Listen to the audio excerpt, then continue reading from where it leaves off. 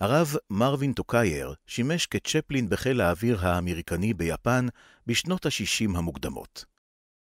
לאחר שובו לארצות הברית ובואו בקשרי השידוכין, הציע לו הרבי לשוב ליפן ולכהן שם כרבה. So I wrote to the Rebbe that I had agreed to go to Japan, and I was going there for 2 years and planned to be back after 2 years, and that is all. Okay.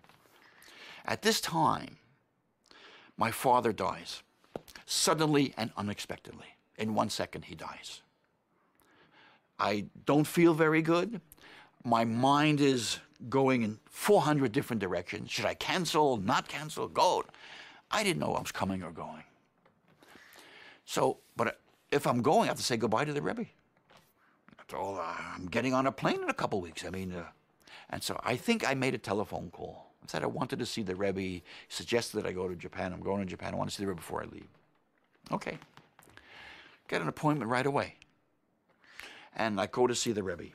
I come in. I look like a bum, you know, with a jacket torn, you know, unshaven, etc. He said, "You're going to Japan?" Yes. He said, "You know, it's a great responsibility." I said, "One, I'm not sure that I'm going.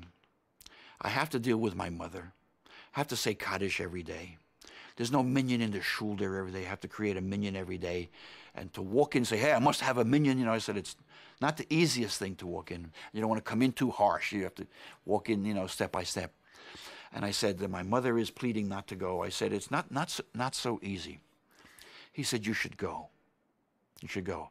If you want to take your mother, you can take your mother, you know, but you should, don't back out. You should go." He said, you're the only rabbi there. He said, "Remember, you're not only the rabbi for Japan, you're everybody's rabbi. Don't be the rabbi of the shul. Be the community rabbi. Everyone should know that you're their friend.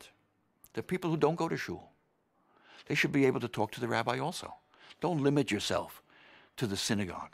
Limit yourself to the community. You should be open to everybody. And build a good school.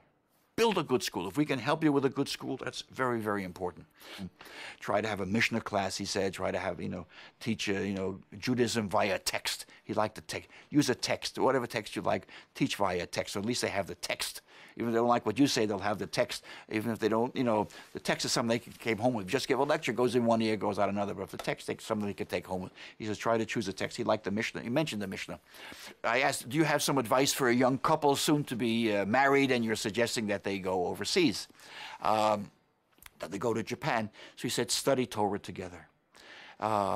And study something that will be good for both, you know, for both of you." I don't know if he used that word, but I remember Mishnah and I remember Chumash and Rashi. Study it together. It'll unite yourselves together. After all, you know, you're all alone there. You're far away, and this is, you know, quality time that you spend, the wife with the husband with the wife, you know. And as a matter of fact, we try to do that, and it's a very, very good idea. Would recommend it to everyone. We went for 2 years. They were the best years of our lives. They opened up a whole world. I learned a great deal about myself as a human being, as a Jew, and as an American. And 2 years wasn't enough. They were such wonderful years, such fascinating years. And I was there 3 years, 4 years, 5 years, 6 years, 7 years, etc.